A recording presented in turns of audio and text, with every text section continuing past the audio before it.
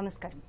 న్యాయసేవ కార్యక్రమానికి స్వాగతం. ఇవాళ మన అంశం పోక్సో చట్టం అవగాహన న్యాయ సహాయం. ఈ అంశంపై సలహాలు సూచనలు అందించడానికి మనతో పాటు ఉన్నారు స్పెషల్ సెషన్స్ పోక్సో నేర విచారణ కోర్టు జడ్జ్ రంగారెడ్డి జిల్లా కోర్టు జి శ్రీనివాస్ గారు, అలాగే న్యాయవాది శ్రీమతి చాడ శ్రీహర్షిత్ గారు. వారి విలువైన సలహాలు సూచనలు స్వీకరిద్దాం. జడ్జి గారు, ఈ పోక్సో చట్టం యొక్క ముఖ్య ఉద్దేశం ఏంటి, ఆవశ్యకత ఏంటి? పోక్సో చట్టం అంటే protection of children from sexual offences act 2012లో వచ్చిందండి. నవంబర్ 14, 2012 నుండి ఈ చట్టం అమల్లోకి వచ్చింది. ఈ చట్టం యొక్క ముఖ్య ఉద్దేశం ఏంటంటే పిల్లలు 18 ఇయర్స్ కన్నా తక్కువ ఉన్న పిల్లలపై లైంగిక దాడులు, లైంగిక నేరాలు వాటిని నిరోధించడానికి, వారికి కాన్ఫిడెన్స్ కలిగించడానికి, విచారణలు పారదర్శకంగా గోప్యంగా జరపడానికి ఈ చట్టం ఉద్దేశించడం జరిగిందండి. దీని కింద ప్రత్యేకంగా న్యాయస్థానాలను ఏర్పాటు చేసి ఈ చట్టం కింద విచారణ జరపడం జరుగుతుంది. ఇది చైల్డ్ ఫ్రెండ్లీగా విచారణ కొనసాగుతుందండి. ఈ చట్టంలో అనేక ప్రత్యేకమైనటువంటి ప్రొవిజన్స్, సెక్షన్స్ ఈ చట్టంలో పొందుపరచడం జరిగిందండి. అలానే ఈ ప్రత్యేక న్యాయస్థానాలు అంటే ఈ పోక్సో చట్టానికి సంబంధించి ప్రత్యేక న్యాయస్థానాలు ఎక్కడెక్కడ ఉన్నాయండి? 2 తెలుగు రాష్ట్రాల్లో. ఇది ప్రతి జిల్లాలో ఈ ప్రత్యేక న్యాయస్థానాలు ఉన్నాయండి. ప్రతి జిల్లా హెడ్ క్వార్టర్స్లో ఉన్నాయండి. ఇంకా కొన్ని వేరే ప్లేసుల్లో కూడా ఈ న్యాయస్థానాలు పనిచేస్తున్నాయండి. ఓకే లాయర్ గారు, అలానే చిన్నారి బాధితులు లైంగిక వేధింపులకు కానీ లేదా అత్యాచారాలకి గురైన బాధితులైన చిన్నారులకు ఎలాంటి మేలు జరుగుతుందంటారు ఈ చట్టంతో? ఈ పోక్సో చట్టం ఏంటంటే, పోక్సో చట్టం రాకముందు చిన్నారులను కానీ పెద్దవాళ్ళని కానీ అందరినీ ఒకటే కోర్టు పరిసరాలలో తీసుకురావడం కానీ లేదా వాళ్ళకి స్పెషల్ ప్రొటెక్షన్ అనేది లేదు. కానీ ఈ చట్టం వచ్చిన తర్వాత ఏంటంటే వాళ్ళకు ఒక చైల్డ్ ఫ్రెండ్లీ విధానంగా ఈ నేరాలను ఇన్వెస్టిగేషన్ చేయడానికి కానీ, పోలీస్ యూనిఫామ్లో లేకుండా ఎఫ్ఐఆర్ రిజిస్టర్ చేయడం కానీ, మెడికల్ ఎగ్జామినేషన్స్ కానీ చాలా స్పెషల్ బెనిఫిట్స్ తీసుకొచ్చారనమాట. సో ఈ విధంగా అంటే కంపెన్సేషన్ పరంగా కానీ అట్లా చాలా బెనిఫిట్స్ ఉన్నాయి. ఓకే, బాధితులైన చిన్నారులకి ఎలాంటి అంటే నేర విచారణ ఎలా చేస్తారండి? ఏ పద్ధతిలో చేస్తారు? ఇది పోలీస్ వారు ఇన్వెస్టిగేషన్ చేసే సమయంలోనండి యూనిఫామ్ వేసుకోకుండా పిల్లలు విచారించేటప్పుడు వాళ్ళ తల్లిదండ్రులు కానీ, సంరక్షకులు కానీ, లేదా ఎవరికైతే పిల్లలకు నమ్మకం ఉంటుందో వాళ్ళ సమక్షంలో విచారణ చేయాల్సి ఉంటుందండి. తర్వాత పిల్లల్ని పోలీస్ స్టేషన్స్కు అట్లా పిలవడం చేయకూడదు. పిల్లల వాళ్ళ ఇంట్లో కానీ లేదా మరి వారు ఏదైనా కోరుకున్న ప్లేస్లో ఈ విచారణ చేపట్టాల్సి ఉంటుందండి. వాళ్ళని రాత్రి పూటలో ఎట్టి పరిస్థితుల్లో పోలీస్ స్టేషన్లో ఉంచకూడదండి. తర్వాత ఇమీడియట్గా వాళ్ళను వైద్య సహాయం అందించాలి వాళ్ళకు. తర్వాత న్యాయపరంగా కూడా వాళ్ళకు సహాయం అందించడం జరుగుతుందండి. ఓకే, విచారణ చేపట్టేటప్పుడు వాళ్ళు ఎలాంటి వాతావరణంలో ఉంచబడతారంటే ఎలాంటి అట్మాస్ఫియర్ వాళ్ళ చుట్టూ ఉంటుందండి? పోలీస్ స్టేషన్లో అయితే మనము పోలీస్ వారు ఇన్వెస్టిగేషన్ చేసేటప్పుడు ఇంట్లోనే ఇన్వెస్టిగేషన్ చేస్తారండి, తల్లిదండ్రులు సంరక్షణ. అదే కోర్టుకు వచ్చేటప్పుడు అయితే మామూలుగా అయితే విచారణ సందర్భంలో ఎవరిని అలో చేయరు. కానీ పిల్లల విషయంకి వస్తే వాళ్ళ తల్లిదండ్రులు కానీ, సంరక్షకులు కానీ, లేదా పిల్లలు ఎవరైతే కాన్ఫిడెన్స్ ఉంటుందో పిల్లలకు వాళ్ళ సమక్షంలో విచారణ చేయడం జరుగుతుందండి. తర్వాత ఈ విచారణ సందర్భం కూడా అగ్రెసివ్ క్రాస్ ఎగ్జామినేషన్ చేయకుండా ఈ క్వశ్చన్స్ ఏదైతే సాక్ష్యంలో క్వశ్చన్స్ ఏదైతే అడుగుతారో అది జడ్జి గారికి చెప్తే జడ్జి గారు పిల్లలకు ఫ్రెండ్లీ అట్మాస్ఫియర్లో అడుగుతారు. తర్వాత మధ్య మధ్యలో గ్యాప్స్ ఇస్తారండి, కొద్దిగా విరామం ఇచ్చేసి మళ్ళీ క్రాస్ ఎగ్జామినేషన్ కంటిన్యూ చేయడం జరుగుతుంది. తర్వాత ముద్దాయి చైల్డ్ విట్నెస్ డైరెక్ట్గా కాంటాక్ట్లో రాకుండా, ఒకరినొకరు చూడకుండా, అదేవిధంగా ముద్దాయి చైల్డ్ చెప్పే పిల్లవాళ్ళు చెప్పే సాక్ష్యాన్ని వినేటట్టుగా అక్కడ ఏర్పాట్లు చేయడం జరుగుతుందండి. తర్వాత ఇప్పుడు deposition vulnerable witness deposition centres అన్ని కూడా ఉన్నాయండి. దాంట్లో ఆన్లైన్ విధానంలో కూడా సాక్ష్యం నమోదు చేయడం జరుగుతుందండి. ఓకే ఓకే రాయర్ గారు, అలానే చిన్నపిల్లలు వాళ్ళకి అసలు ఏమీ తెలియదు, ఏం జరిగిందో కూడా చెప్పలేని స్థితిలో ఉంటారు. అలాంటప్పుడు రుజువులు, సాక్ష్యాలు ఎలా సేకరించాలి? ఈ పోక్సో చట్టం కింద ఎప్పుడైతే పిల్లలు వాళ్ళు స్టేట్మెంట్ ఇవ్వడానికి కానీ కోర్ట్ పరిసరాలకు ఎప్పుడైతే వస్తారో కోర్ట్ ఎన్విరాన్మెంట్ని చాలా ప్లేఫుల్ మెథడ్గా చేస్తారనమాట. అంటే చైల్డ్ ఫ్రెండ్లీ కోర్ట్స్ అన్నవి ఏర్పరిచిన తర్వాత జడ్జ్ గారికి చాలా వీలు ఇచ్చారనమాట. అంటే పిల్లలతో చాలా ప్లేఫుల్ మెథడ్గా మాట్లాడడానికి. అంటే కొన్ని సిచ్యువేషన్స్లో ఏంటంటే జడ్జెస్ పిల్లలకి చాక్లెట్స్ ఇచ్చి వాళ్ళతో చాలా ముద్దుగా మాట్లాడి ఎలా అయింది ఏంటి అంటే క్వశ్చన్ అండ్ ఆన్సర్ పద్ధతిలో వాళ్ళని అడుగుతారనమాట. అంటే పిల్లల్ని వాళ్ళంతటి వాళ్ళు వచ్చి మొత్తం చెప్పమంటే వాళ్ళు చెప్పలేరు. సో వాళ్ళని క్వశ్చన్ అండ్ ఆన్సర్ పద్ధతిలో అంటే నువ్వు ఏ స్కూల్లో చదువుకుంటావు, నువ్వు ఎక్కడ ఉంటావు, ఇలా చాలా ముద్దుగా వాళ్ళని చిన్న చిన్న ప్రశ్నలు అడిగి వాళ్ళ నుండి ఏమైందో తెలుసుకోవడానికి ప్రయత్నిస్తారు. అలాగని పిల్లలు ఏంటంటే మనం అంటాం కదా పిల్లలు చాలా అమాయకులని, వాళ్ళు జరిగిన దాన్ని ఎలా చెప్తారని కూడా మనం ఊహించలేం. అలా చెప్తూ ఉంటారనమాట చాలా మంది పిల్లలు కోర్టులో. ఓకే ఓకే ఒక కాల్ తీసుకుందాం అండి. విజయవాడ నుంచి రాము గారు. హలో హలో రాము గారు నమస్తే అండి, చెప్పండి. నమస్తే మేడం. చెప్పండి. మన దేశంలో చట్టాలకి లోపం లేదమ్మా మేడం. ఈ న్యాయ వ్యవస్థలో లోపాలు ఎక్కువ ఉన్నాయి మేడం. ఇప్పుడు మీ పోక్సో యాక్ట్ లో ఏదో కేసు వేశారు. ఈ క్లయింట్స్ రెండు వైపులో క్లయింట్స్ వస్తారు. జడ్జి గారు లేరు, వాయిదా అంటారు. జడ్జి గారు ముందుగా తెలియజేసే పద్ధతి లేదు మేడం. జడ్జి గారు ముందుగా క్లయింట్స్ తెలియజేసే పద్ధతి లేదు. దీనివల్ల చాలా మంది క్లయింట్లు, రెండు వైపుల క్లయింట్లు ఎంతో నష్టపోతున్నారు. ఈ వ్యవస్థ కొద్దిగా మనం మా వ్యవస్థలో కొద్దిగా మంచి మార్పులు తీసుకురావాలి మేడం. మీరు లాయరా అండి? నేను లాయర్ది కాదు మేడం. ఇలా హలో ఏ కోర్టు పోక్సో కోర్టే కాదు, ప్రతి జిల్లాకు ప్రతి సబార్డినేట్ కోర్టులో జరిగేది ఇదే మేడం. ఆ జడ్జి గారు సెలవు పెడతారు, సెలవు పెట్టిన విషయం ముందుగా చెప్పారు. అన్ని ఏర్పాట్లు తీసుకొని ఈ క్లయింట్ లో వచ్చిన తర్వాత ఈ రోజు జడ్జి గారు సెలవు అలా కాదండి. ఇప్పుడు ఒక్క నిమిషం వినండి. ఎప్పుడు సెలవు పెడతారు అంటే ఎవరికి ఎప్పుడు ఎమర్జెన్సీ వస్తుందో తెలియదు కదండి. సడన్ గా హెల్త్ బాగాలేకపోవచ్చు, ఇలాంటివి కూడా ఉంటాయి కదా. ఎమర్జెన్సీ గురించి మాట్లాడలేదు మేడం. జడ్జి డ్యూటీలో వేరే సెంట్రల్ జైలుకి వెళ్ళారు, లేదా ఓడీలో వెళ్ళారు, రకరకాల వెకేషన్ లో వెళ్ళారు. హైకోర్టు వాళ్ళు ఎలా డైరెక్షన్స్ ఇస్తారో అలాగే ఉంటదండి న్యాయ వ్యవస్థ. అది కాదు మేడం, మన వ్యవస్థలో మంచి మార్పులు రావాలని కోరుకుంటున్నాను మేడం, అంతే తప్ప నేను మరో విధంగా నేను చెప్పట్లేదు. ఈ కోర్టులు న్యాయ వ్యవస్థలో లోపాలు ఉన్నాయి మేడం. ఓకే జడ్జి గారు, అలానే ఈ రుజువులు సాక్ష్యాలు సేకరించుకోవడం చాలా కష్టం అవుతుంది. అంటే పిల్లలు కూడా ఒక్కొక్కసారి చెప్పలేరు. అబ్జర్వేషన్ అనేది ఇప్పుడు స్కూల్లో ఉన్నారనుకోండి పిల్లలు, టీచర్స్ పాత్ర ఎలా ఉండాలి, అలాగే పేరెంట్స్ పాత్ర ఎలా ఉండాలి? ఇప్పుడు మారుతున్న కాలానికి అనుగుణంగా పిల్లలను వాళ్ళకు బ్యాడ్ టచ్ ఏంటి, గుడ్ టచ్ ఏంటి, వాళ్ళ ఉన్న సర్కమ్స్టాన్స్ పరిస్థితులలో ఏ విధంగా నడుచుకోవాలి, వాళ్ళకి ఏదైనా ఇబ్బంది వస్తే పేరెంట్స్ కానీ తల్లిదండ్రులకు కానీ వాళ్ళ ఫ్రెండ్స్ కానీ చెప్పుకునేటంత వాళ్ళకు సౌకర్యం కలిగించాలండి. అట్లా ఉంటే వాళ్ళకి ఏదైనా ఇబ్బంది తలెత్తితే వాళ్ళు ఫ్రీగా మన దగ్గరకు వచ్చేసి వాళ్ళకి ఉన్న ఇబ్బందిని చెప్పగలుగుతారు. తర్వాత ఇప్పుడు మనం చూస్తే దాదాపు 50% వరకు పిల్లలు ఈ లైంగిక వేధింపులు కానీ లైంగిక దాడులు కానీ ఎదుర్కొన్నట్టు మనకు ఒక అంచనా ఉందండి. సో అంటే ఇది క్రమక్రమాన విస్తరించి పోతుంది.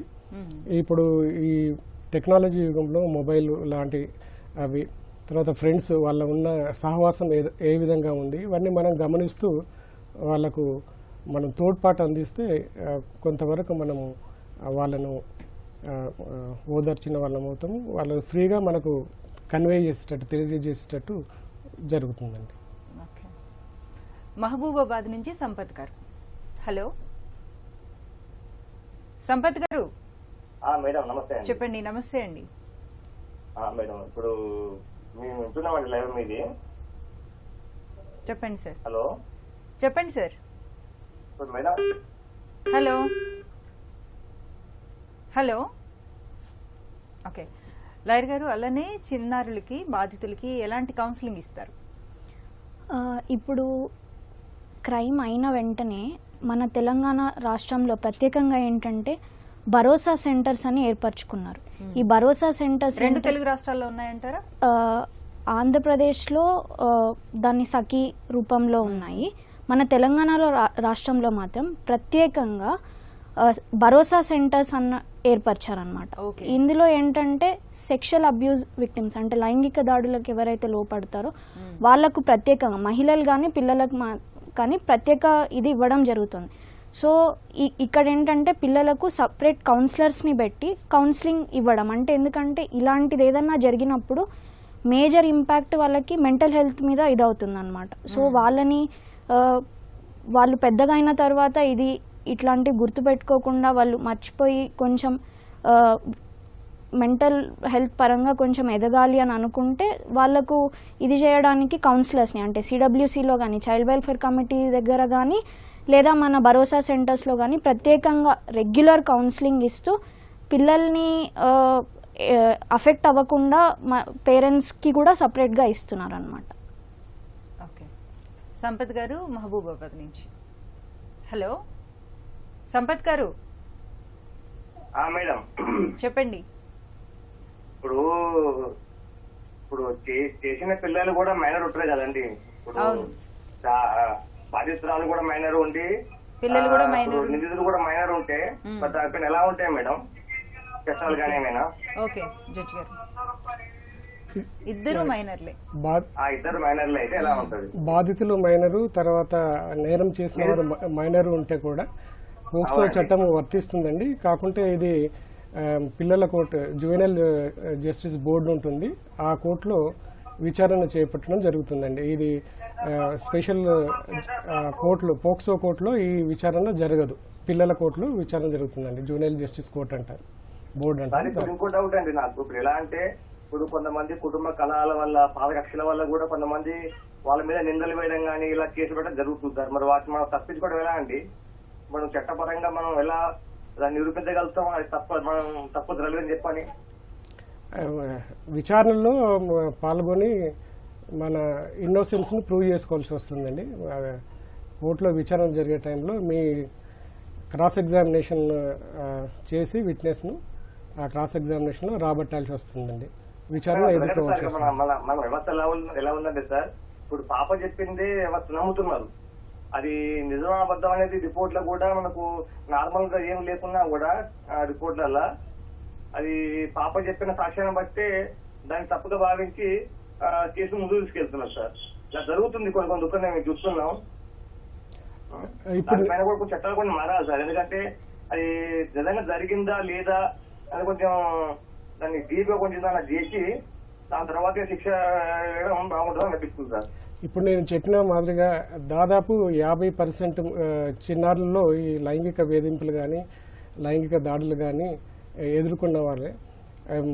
ప్రాబ్లం ఏంటంటే ఇంట్లో ఉన్న వ్యక్తులు కానీ బంధువులు కానీ స్నేహితులు కానీ దగ్గరగా ఉండే వల్ల ఇట్లాంటి నేరాలు చేస్తున్నారండి.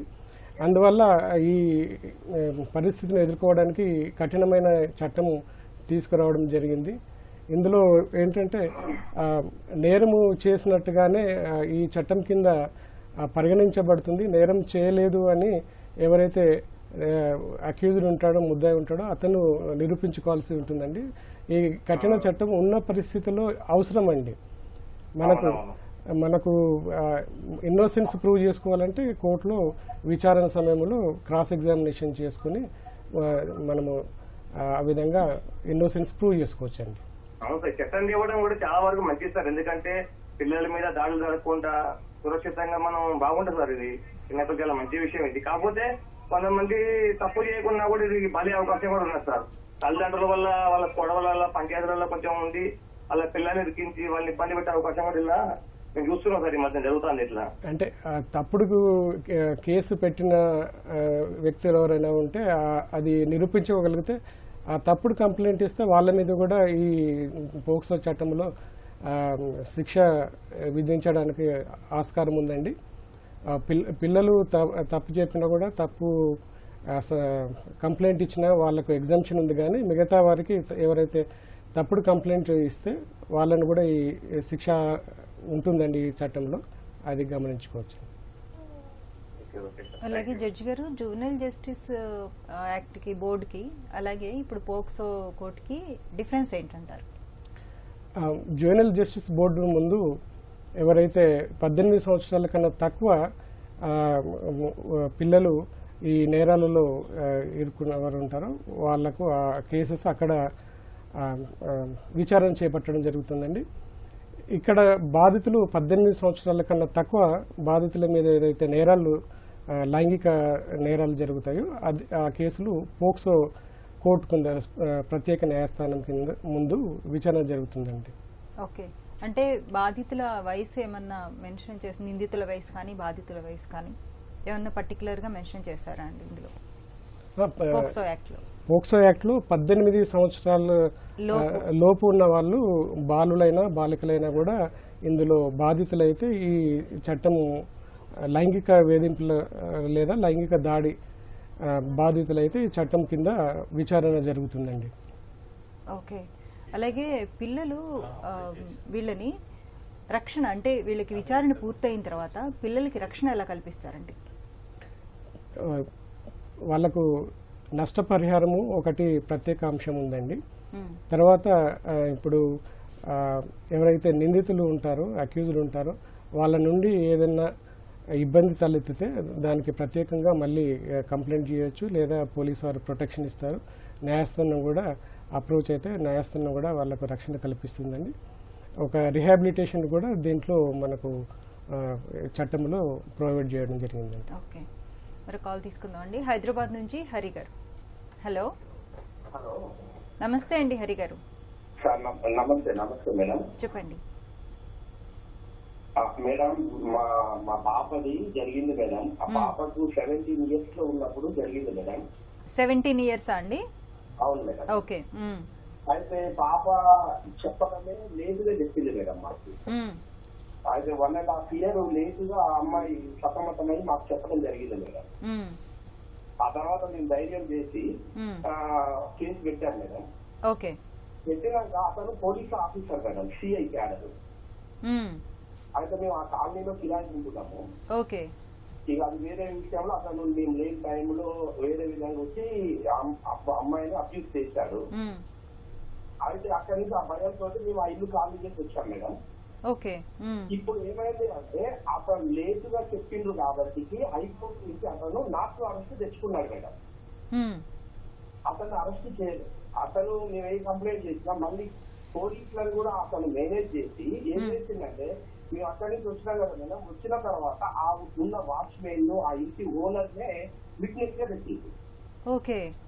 ఇప్పుడు మాకు అదే ఛార్జ్ షీట్ రాసేటప్పుడు కానీ ఏ విషయంలో కానీ మమ్మల్ని కన్సల్ట్ చేయకుండానే సొంతంగా చేసేసి కోర్టు కేసారు మేడం. ఇప్పుడు అది ఆ బేస్ మీద మన కొత్త భవన్ లో కేసు నడుస్తుంది మేడం. ఓకే.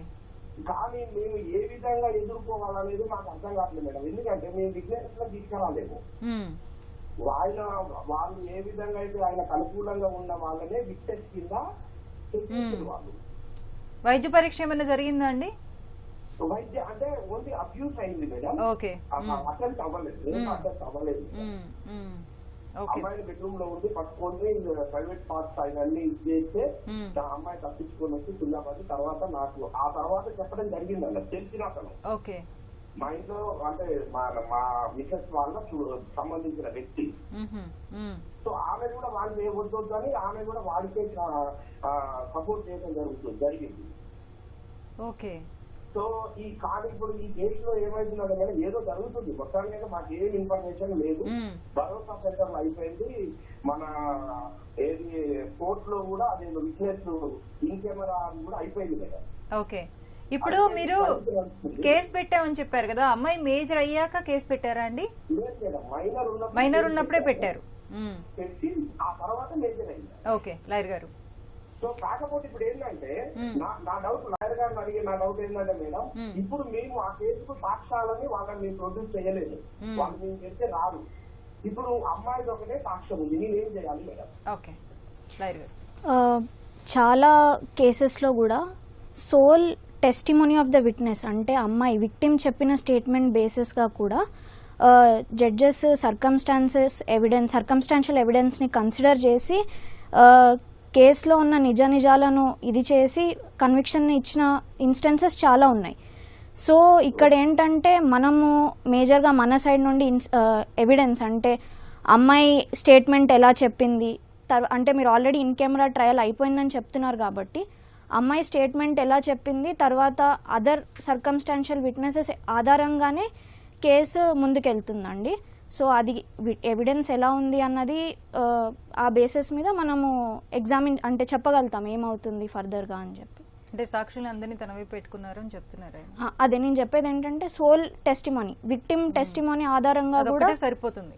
ఉన్నాయి జడ్జ్మెంట్స్ ఉన్నాయి సుప్రీంకోర్టు చాలా ఇన్స్టెన్సెస్లో. అంటే ఇలాంటి పోక్సో కేసెస్లో ఏంటంటే చాలా మటుకు నిందితులు ఎవరైతే ఉంటారో వాళ్ళు విక్టిమ్కి తెలిసిన వాళ్ళు, అంటే కొన్ని ఇన్స్టెన్సెస్లో ఫాదర్ అట్లా కూడా ఉన్నాయన్నమాట. సో ఇలా అంటే వాళ్ళు ఇన్ఫ్లుయెన్స్ చేయకుండా ఉండాలి, ప్లస్ విక్టిమ్ ఆధారంగానే మనం కేసుని ముందుకు నడపాలి అంటే అప్పుడు సోల్ టెస్టిమోనీని కన్సిడర్ చేసిన ఇన్స్టెన్సెస్ కూడా చాలా ఉన్నాయండి.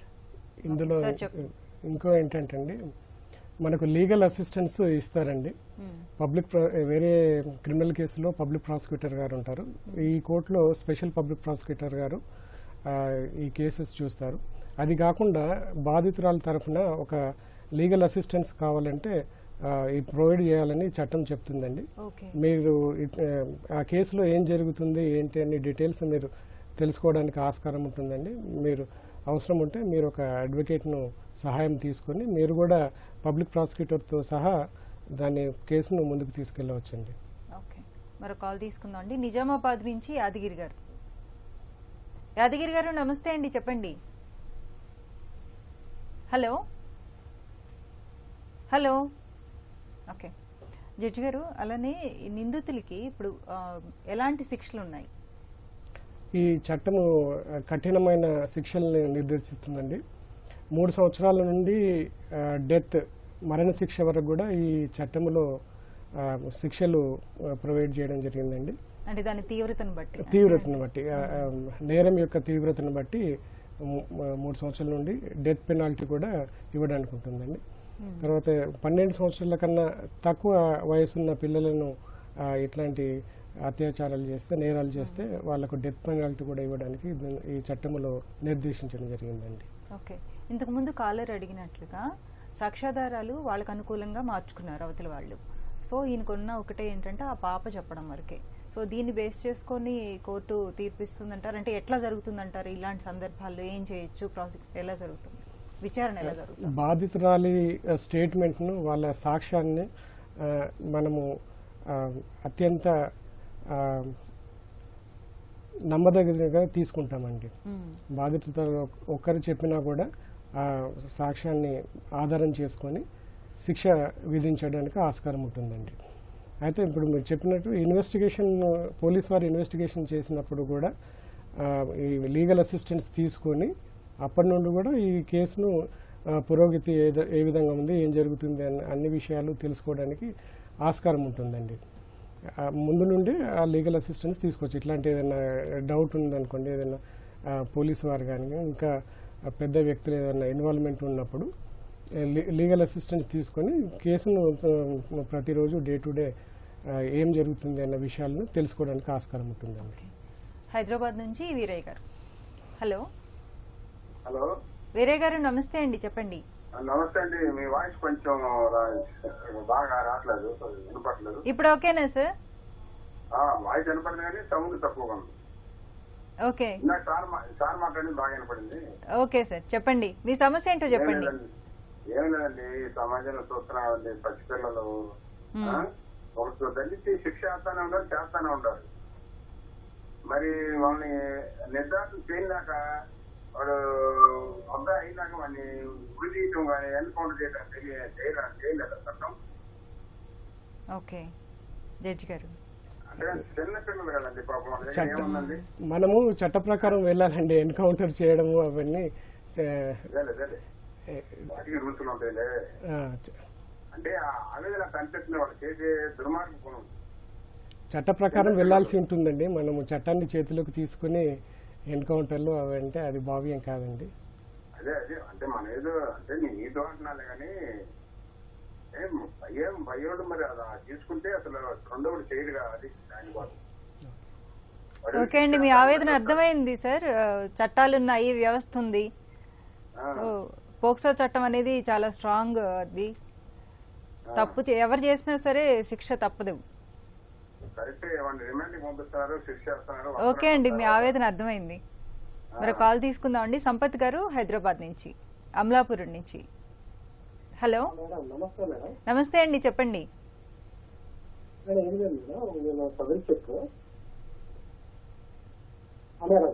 వినిపిస్తుందండి, చెప్పండి. చెప్పండి. కంప్లైంట్ మేడం అంటే తను పట్టిన తను బాత్రూమ్కి వెళ్తే పక్కన లాక్కెళ్ళదని నీట్ గా చేశాడని ఆ రిపోర్ట్ ఆమె అరిచిన దగ్గర ఒక ఫాదర్ వచ్చాడు. ఫాదర్ దగ్గరికి అతను పారిపోయాడు మనకు అని కంటెంట్ రిపోర్ట్ మేడం. ఓకే, దాని మీద 376 రిజిస్టర్ ఫైల్ అని ప్లస్ 7 డేస్ పోస్ట్ చేసి కేసు కట్టాను. కేసు కట్టాను, ఛార్జ్ షీట్ ఫైల్ చేసాము. విక్టిమ్ సిస్టమ్ చేయించు సేమ్ మన ఎఫ్ఐఆర్ కంటెంట్ చెప్పింది రిపోర్ట్ కంటెంట్. ఇప్పుడు ట్రైల్కి వచ్చింది మేడం. అది ట్రైల్ ఏమంటారంటే వాళ్ళు మేడం ఇప్పుడు మేనేజర్ గారి ముందుకు వచ్చి అమ్మాయి అప్పుడు నన్ను రేప్ చేశాడు అని పెనిట్రేట్ చేశాడు. నాకు అప్పుడే నేను చెప్పలేకపోయాను. మొత్తం దేని వచ్చిన తర్వాత అందరి దగ్గర చెప్తున్నాడు. ఇప్పుడు అందుకే నేను చెప్పాల్సి వచ్చిందని చెప్పి ఆయన దగ్గర చెప్పింది జడ్జి గారి దగ్గర. జడ్జి గారు ఏమంటారంటే మళ్ళీ రీఇన్వెస్టిగేషన్ చేయమంటారు కేసు. ఏం మేడం అది దానికి? ఇప్పుడు ఏంటంటే విట్నెస్ ఎగ్జామినేషన్ టైంకి వచ్చిన తర్వాత కొత్త నిజాలు బయటికి వచ్చాయి కాబట్టి కోర్టుకి రీఇన్వెస్టిగేషన్ చేయమని చెప్పే పవర్ ఉంటుందండి. ఎందుకంటే మనం ముందు ఇన్వెస్టిగేషన్ చేసింది ఏదైతే ఉంటుందో అది ముందు చెప్పిన స్టేట్మెంట్ ఆధారంగా మనం ఇన్వెస్టిగేషన్ చేసాం. కానీ ఇప్పుడు కొత్త నిజాలు బయటికి వచ్చాయి కాబట్టి అంటే ప్రాసిక్యూషన్ ఎవిడెన్స్ క్లోజ్ అయ్యే వరకు ఎటువంటి కొత్త నిజాలు స్టేట్మెంట్లలో బయటికి వచ్చినా కూడా ఆ నిజాలను వెలిక్కి తీయడానికి మళ్ళీ ఇన్వెస్టిగేషన్ చేయమని ఆర్డర్ ఇచ్చే పవర్ కోర్టుకు ఉంటుందండి. సో ఇది అయ్యిందా లేదా అని మరీ ఎగ్జామినేషన్ చేసి ఫ్రెష్ అంటే అడిషనల్ ఛార్జ్ షీట్ ఫైల్ చేయాల్సిన అవసరం ఉంటుందండి. అంటే మేడం అసలు మేజరైతే దగ్గర దగ్గర 2 years అయిపోయింది తీసుకొని వచ్చేటప్పుడు. ఇప్పుడు అప్పుడు మన మెడికల్ అని అడగలేదు, మనం చూస్తే 164 కూడా ఆమె అరెస్ట్ తీసుకున్నాం రిపోర్ట్ కదండి. ఇప్పుడు కొత్తగా ఆమె ఇష్యూ తీసుకొచ్చింది కాబట్టి మనం ఇప్పుడు మళ్ళీ ఇన్వెస్టిగేషన్ మనం చెప్పలేకపోవచ్చు తప్పనే చేసాడా మరి వేరే రోజు జరిగిందా అనేది దాని జెన్యూనిటీ ఎంత అవుతుంది మేడం. మనం అంటే క్రిమినల్ జస్టిస్ అతను ముద్దాయి జవాబులు కూడా ఆలోచిస్తే అది ఎంతవరకు చేయగలమని నాకు అనుకుంటున్నాను. సార్ అంటే ఇప్పుడు 3 years ముందు అయినా కూడా అక్కడ అంటే విక్టిమ్ చెప్పిన స్టేట్మెంట్ ఆధారంగా కానీ ఇప్పుడు మెడికల్ ఎగ్జామినేషన్కి డిలే అయింది. కానీ యాక్చువల్లీ ఏంటంటే పోక్సో కేసులో కంప్లైంట్ ఏదైనా కూడా మెడికల్ ఎగ్జామినేషన్ తప్పనిసరిగా చేయాలని చెప్పి పోక్సో చట్టం చెప్తుంది. అప్పుడు మనకి అంటే అవగాహన లేకనో ఉందో తెలియక అప్పుడు మెడికల్ ఎగ్జామినేషన్ చేయలేదు. కానీ దాన్ని ఇప్పుడు మనము కవరప్ చేసుకోవాలి లేదా ఏమైంది అని తెలియడానికి సరైన ఇన్వెస్టిగేషన్ మళ్ళీ ఒకసారి కుదిరిన పద్ధతిలో ఒకసారి చేయాలి అని కోర్టు రూల్స్ చెప్తాయండి. జడ్జి గారు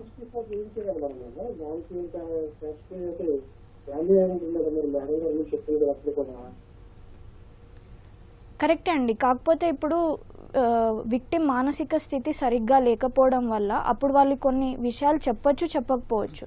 సో ఇప్పుడు వచ్చిన మళ్ళీ స్టేట్మెంట్ చెప్పేటప్పుడు ఏదన్నా కొత్త విషయాలు బయటికి చెప్తే అలాంటి సిచ్యువేషన్లో అడిషనల్ ఇన్వెస్టిగేషన్ చేయాల్సిన అవసరం ఉంటుందని చట్టం చెప్తోంది. ఓకే అండి, థ్యాంక్ యూ సో మచ్. ఇప్పటి వరకు మనం పోక్సో చట్టం అవగాహన న్యాయ సహాయం ఈ అంశంపై సలహాలు సూచనలు స్వీకరించాం. వచ్చే శనివారం 9 గంటల 30 నిమిషాలకు న్యాయ సేవ కార్యక్రమంలో మళ్ళీ కలుసుకుందాం. అంతవరకు సెలవు, నమస్కారం.